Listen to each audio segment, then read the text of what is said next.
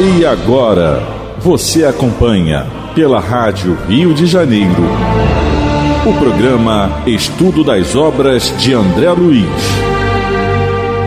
Vamos refletir sobre o livro Nosso Lar. Produção e apresentação, Tereza Cristina e Marco Antônio. Amigos ouvintes, é com muita alegria que retornamos aqui a fim de continuarmos a nossa conversa, o nosso estudo na obra Nosso Lar, ditada pelo Espírito André Luiz, na psicografia de Francisco Cândido Xavier. Olá, amigos, que Deus possa estar com todos nós. Vamos dar continuidade ao estudo do capítulo 5, Recebendo Assistência. No programa anterior, a gente viu que André Luiz, hospitalizado, recebe a visita de um visitador dos serviços de saúde, o irmão Lísias. Ele começa a conversar com André Luiz e chega um certo momento, com toda a simpatia dele, o André Luiz muito impressionado, queria tecer elogios sobre isso, né? E aí nós paramos mais ou menos no 9º parágrafo do capítulo 5.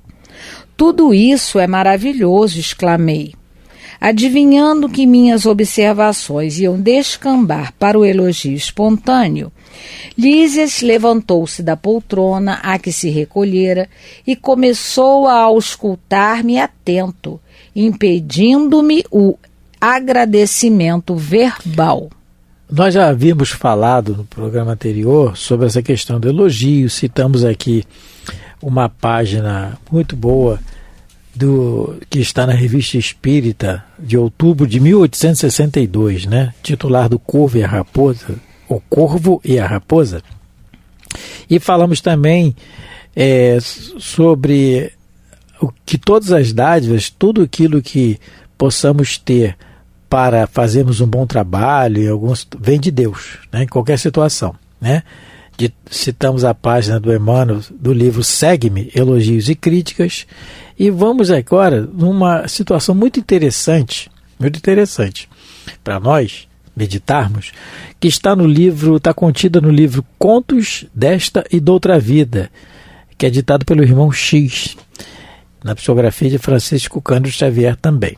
O título é Decisão nas Trevas. Então há uma reunião nas trevas em que determinados espíritos, ainda equivocados, né,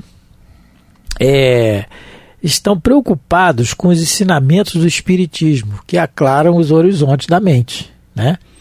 Aliás, um parêntese, Divaldo Franco fala em algumas palestras que, claro, orientado pelo Joana de Anjos, que é seu guia espiritual, que nós temos basicamente 3 tipos de inimigos, vamos dizer assim, né?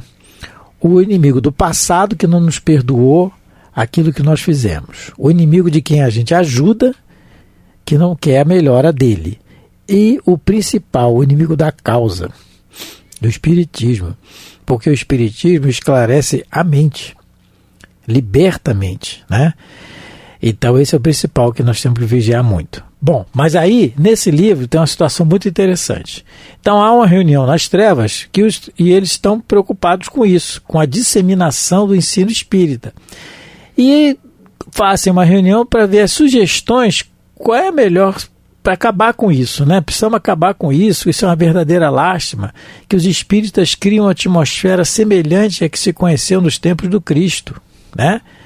Deveríamos ser, o espiritismo sim, o movimento espírita que somos nós, a gente ainda é até meio problemático, mas é isso que ele fala, né? E, ele diz assim, aí começam a querer sugestões, né? Vamos lá, sugestões de tudo. Aí um fala assim, convém a guerra declarada. Aí o outro, bobagem, perseguição é benefício aos perseguidos. Não adianta, acho que eles vão ficar mais fortes.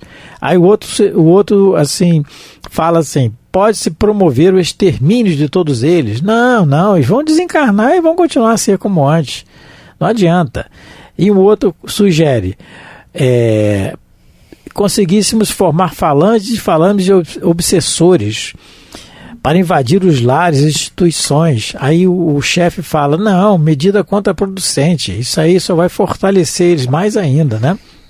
Vão se unir mais ainda. E começam aí, as sugestões continuam, até que um fala assim: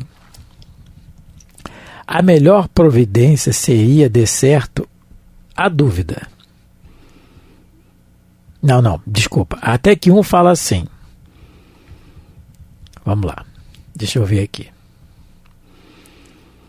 Será fácil treinar alguns milhares de companheiros para a hipnose em larga escala e faremos que os espíritas se acreditem santos de carne e osso, né? Mobilizaremos legiões de amigos nossos que lhe assoprem lisonja ao coração, né?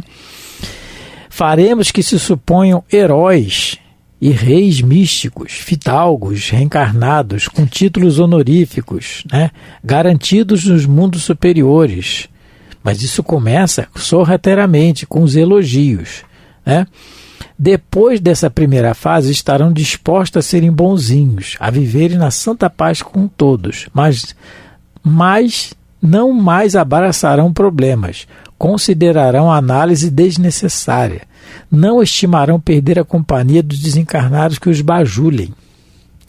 E aí a partir daí ele continua o raciocínio. Cada qual assim passará a viver entronizado na pequenina corte dos adoradores que lhes mantenham as ilusões. O que são os adoradores que mantêm as ilusões?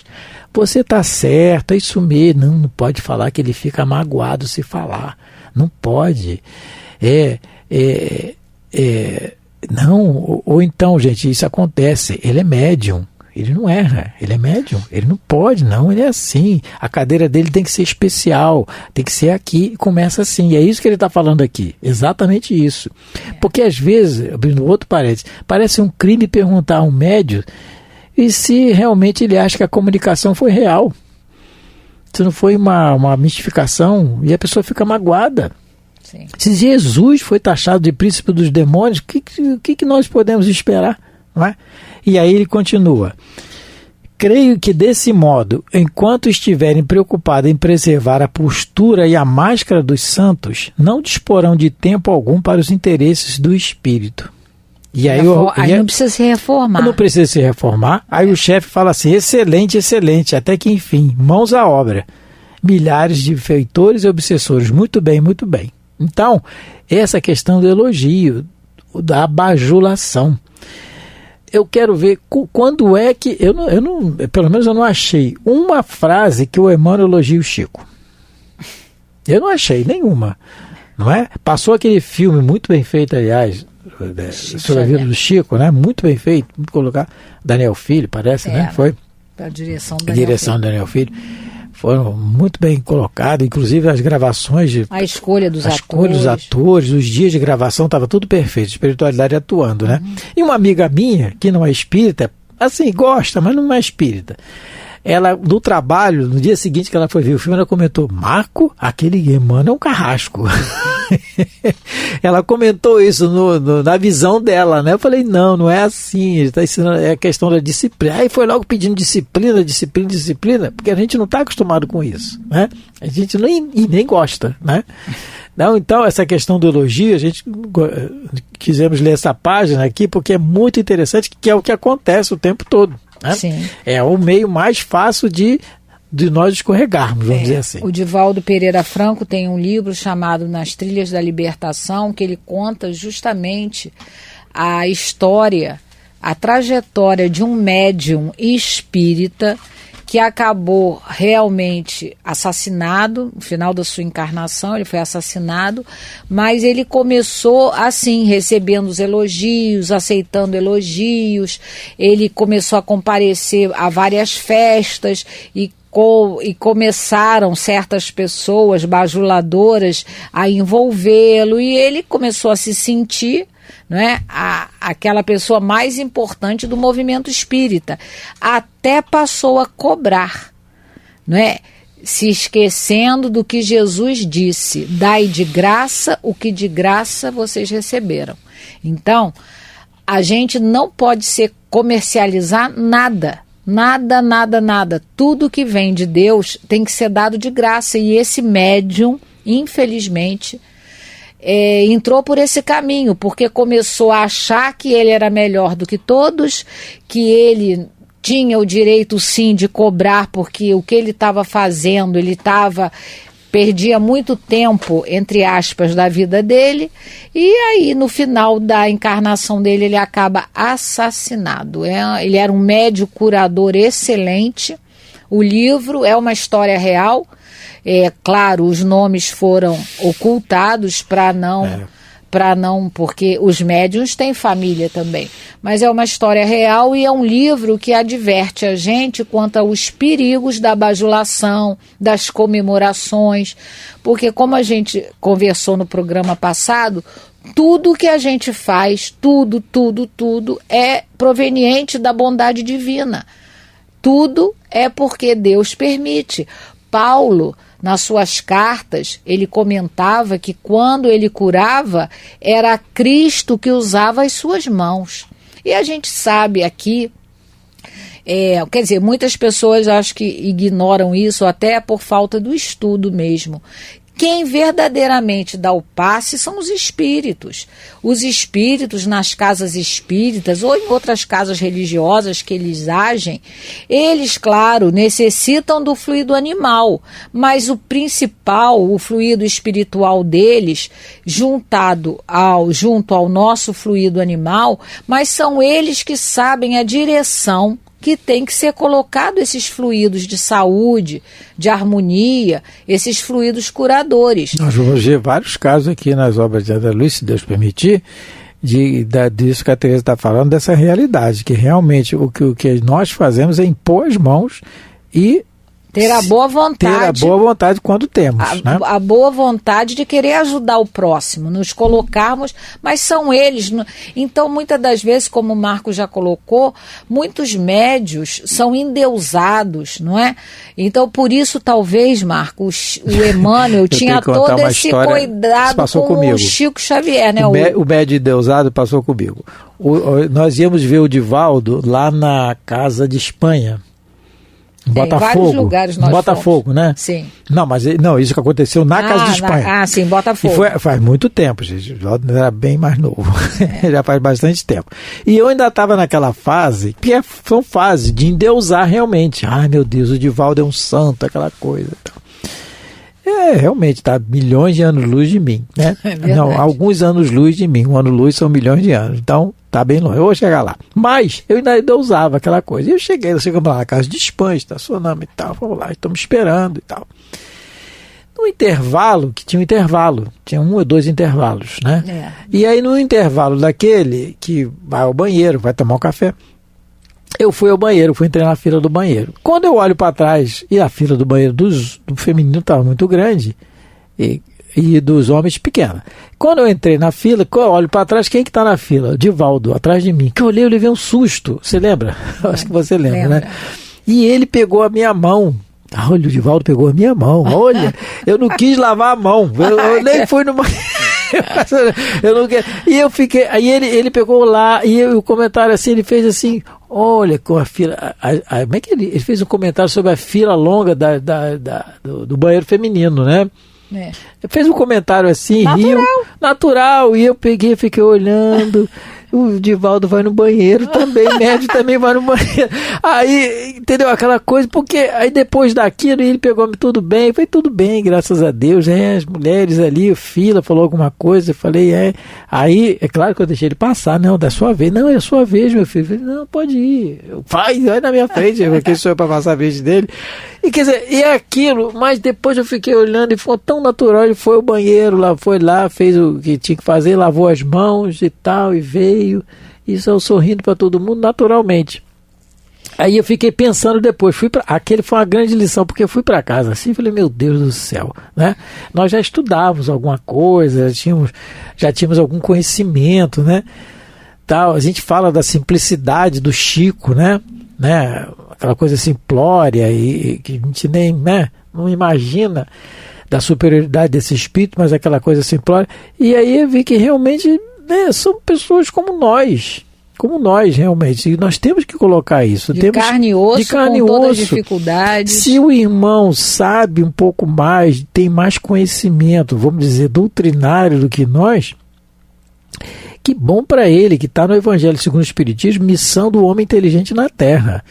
E uma grande missão que o Kardec coloca lá é instruir os seus irmãos que não têm tanto conhecimento. O exemplo maior é Jesus, porque ele disse, mestre eu sou. Né? Então ele desce das esferas resplandecentes, que a gente nem tem ideia o que é isso. Ele só não aceita o título de bom. De bom, mas de mestre ele é. E ele desce e nos ensina, nos ensina o amor na nossa linguagem. Na nossa linguagem ainda à época, ele usa a agricultura, ele usa o tempo todo para nos ensinar o dia a dia. Isso é que é o difícil, do mestre. A Einstein tem uma frase muito legal que diz assim, o difícil é ensinar a teoria da relatividade para uma criança. Falar da teoria da relatividade para uma criança, descer ao nível, uma criança normal, né? Não estou dizendo os gênios aí, mas para uma criança. Porque você tem que descer o nível, tem que ser muito bom, tem que ser um mestre na didática, realmente, foi o que Jesus o fez. Então, a simplicidade, essa questão, a gente tem que se acostumando com isso, né? Porque realmente a simplicidade de Jesus nos constrange. Que espírito é esse, né? Só lembrando uma coisa, Marco, nós não somos ainda equilibrados, porque a gente não pode ficar nos extremos. A gente também tem que tomar cuidado com a questão. Tudo bem, a gente não deve ficar apegado a elogios, a elogiar o tempo todo, mas a gente também não deve ser daqueles que jogam balde de água fria em todo mundo. Não, não. Então, a falta do equilíbrio, que nós, infelizmente, não temos, mas precisamos. Então, a gente vai ter que achar, como Jesus, Marco lembrou muito bem, ele não aceitou o título de bom, mas ele aceitou o de mestre, porque era o que ele era. Então, a gente tem que ter esse equilíbrio. Nem a questão de estar atido só aos elogios, mas também não ser aquele que também, quando a pessoa vai falar alguma coisa, você já joga um balde de água fria, né? Tira o estímulo todo da pessoa. Né? Nós realmente, isso é não matar do Evangelho, é matar a alegria do outro. Matar a alegria, a esperança. Então a gente tem que ter esse cuidado, né? A gente estamos reencarnados, a cada nova encarnação, tentando chegar a esse equilíbrio, porque nós somos extremistas, nós gostamos dos extremos. O problema é o equilíbrio, né? O problema é o caminho todo, do meio, como dizia Buda, né? Buda falava sobre isso, que a gente deve aprender a trilhar o caminho do meio. Eu estou lembrando também outra do Raul. Eu estou lembrando. Hoje é o dia dos causos. Quando levaram ele para conhecer o Chico, ele conta isso, eu não sei, agora ele não disse quem falou, eu também não lembro, mas o caso foi esse. Aí levaram ele para conhecer o Chico, e o Raul era professor da UF, ele já está aposentado, mas ele era professor de física da UF. E aí, e o Raul chega lá, e imagina, né, o Raul, com mediunidade, sempre quis conhecer o Chico, né, chega lá, imagina a emoção, né, de ver aquele homem, aquele santo, né, aquele santo. Quando ele chega, aquela coisa, no meio lá, como no início da conversa, parece alguém vir e fala assim, Raul, Chico, o Raul é professor de física, é professor da faculdade. O Raul botou a cabeça quase deu vontade de sumir debaixo da mesa, porque para quem foi falar também, é professor, né? Ele fez aquele gesto assim, ele é professor da faculdade, ele aprende do Chico, né? Que é professor maior do que o Chico, né? Da vida. Sim, da lembrei alma. Disso aí também. Então, vamos lá. Vamos continuar. Agora nós estamos no parágrafo 11º, do capítulo 5. Do capítulo 5. O Lísias vai continuar a auscultação, né, a análise que ele está fazendo, o exame que ele está fazendo em André Luiz. A zona dos seus intestinos apresenta lesões sérias com vestígios muito exatos do câncer. A região do fígado revela dilacerações. A dos rins demonstra característicos de esgotamento prematuro. Sorrindo bondoso, acrescentou: sabe o irmão o que significa isso? Sim, repliquei. O médico esclareceu ontem, explicando que devo esses distúrbios a mim mesmo.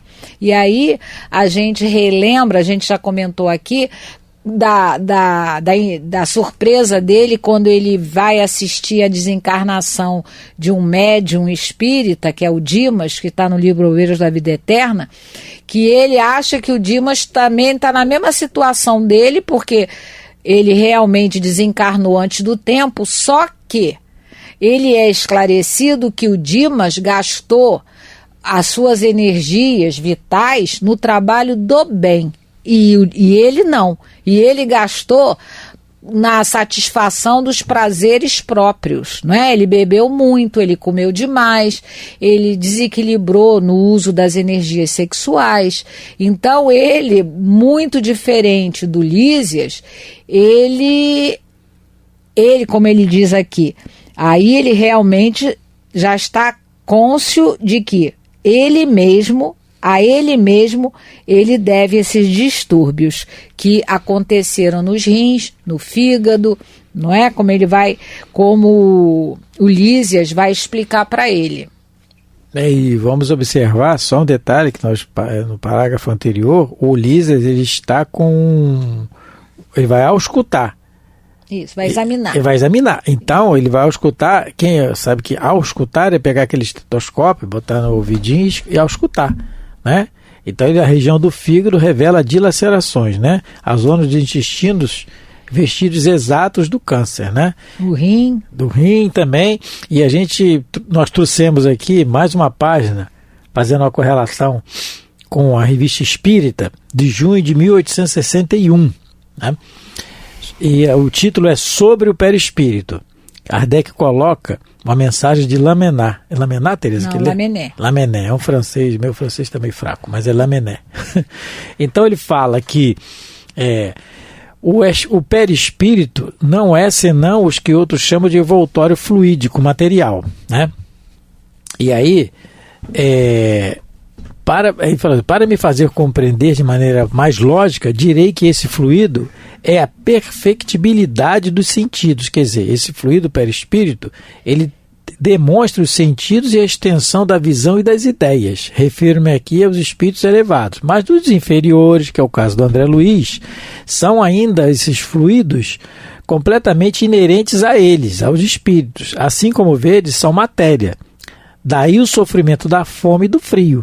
Então, e etc, ele coloca etc, e das dores e tudo. Então, é o que ele está vendo aqui. O perispírito nada mais no caso do André Luiz, que é espíritos inferiores, é inerente ao que o André Luiz é o que ele fez da encarnação, que ele ainda né?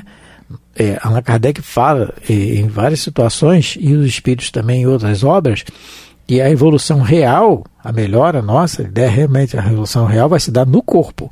No corpo, né? Isso nós já vimos aí anteriormente. Só que no final, é muito interessante o que ele fala.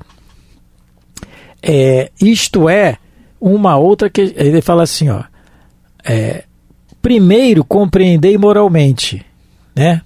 Não resta mais que uma discussão sobre a natureza de fluidos, o que é inexplicável no momento. O que nos interessa na questão do perispírito é o que ele vai demonstrar, o que nós somos ainda moralmente. É isso que nos interessa mais, né? A ciência não conhece bastante, mas lá chegaremos se ela quiser marchar com o espiritismo. Então, é muito interessante, muito importante isso, que nós observemos que o que interessa para nós nessa questão do perispírito aí é a questão moral, que mais nos interessa, que nós estudemos, que nós meditemos e outras coisas, os fluidos, né, a composição. Mas a moral é o que mais nos interessa. Meus irmãos, muito obrigado pela atenção, mais uma vez, e Deus permitir, continuaremos ainda no próximo programa. Muito obrigado e fica com Deus. Que Deus possa abençoar a todos nós, as suas famílias, seus amores. Fiquem em paz. A Rádio Rio de Janeiro apresentou o programa Estudo das Obras de André Luiz. Produção e apresentação, Tereza Cristina e Marco Antônio.